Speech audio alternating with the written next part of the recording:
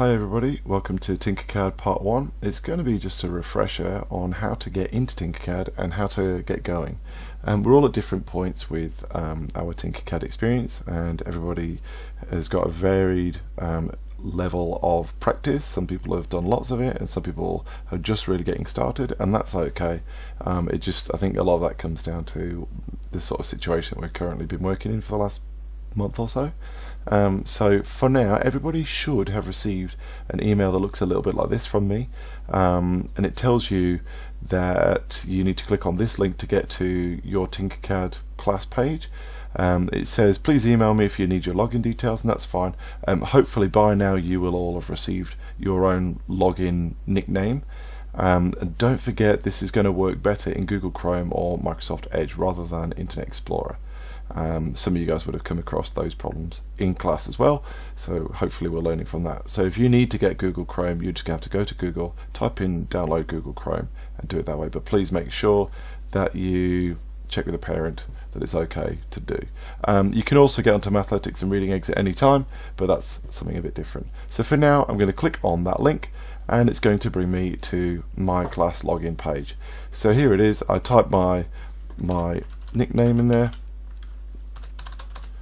Okay, and you will do the same for you, and you'll type in yours and you're going to click on that's me, and it will take you into your own dashboard. My dashboard is full of lots of different things. I'm going to click on create new design, and that's going to get us a new model running. And remember straight away that it always gives it a funny name. Smooth L-bar is the name of this one.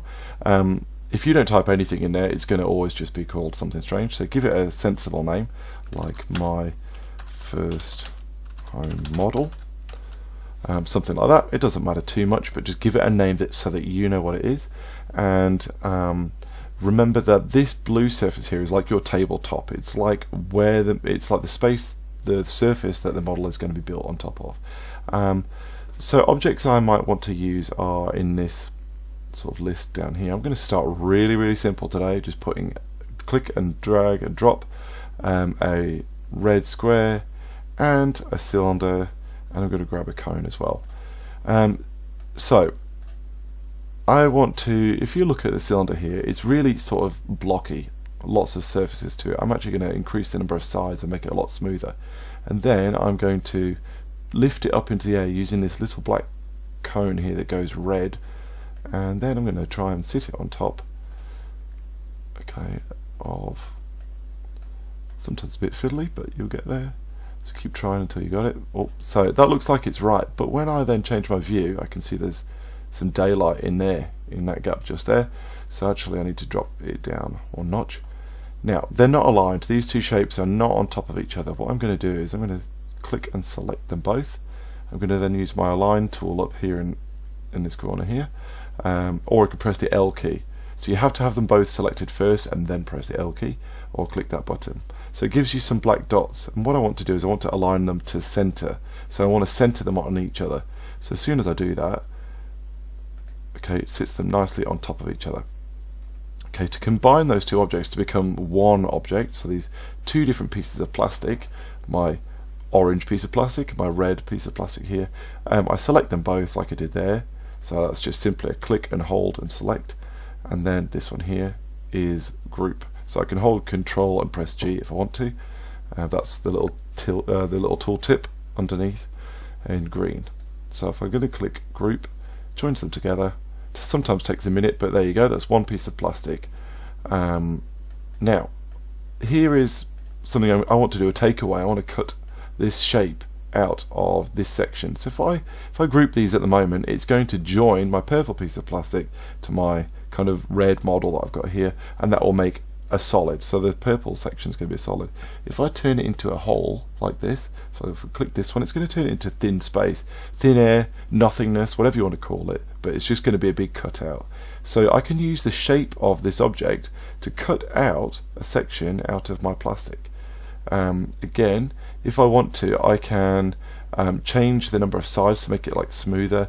I can change the height with this slider, or remember changing the shape of the objects, I can actually use the white squares. Okay, if I actually want to give it an exact dimension, so if I want it to be exactly I don't know, 25 millimeters wide. Okay, I just type in 25. If I want it to be 25 millimeters, 25 high as well. Okay, so it's 25 millimeters by 25 millimeters. I'm going to make it 25 millimeters high as well. So there it is. I've resized my object. I'm now going to just kind of sit it somewhere. It doesn't matter. Just try and make sure they are overlapping or intersecting. I'm going to select all of those objects. So the red model that I've got and my thin air, my thin space, and then I'm going to press group. And when I do that, it might take a minute, but it's going to cut out that shape from my object. So if I'm holding my right mouse button, I can actually revolve all around and I can see different angles. If you've got a mouse wheel, then you can scroll in and out to zoom, or you can actually press these buttons over here to change your view. And again, you can actually use this cube up here. You can click and drag and move your view like that. Okay, so that's pretty much the end of lesson 1. So check out lesson 2 and we'll be moving on to something a little bit more tricky.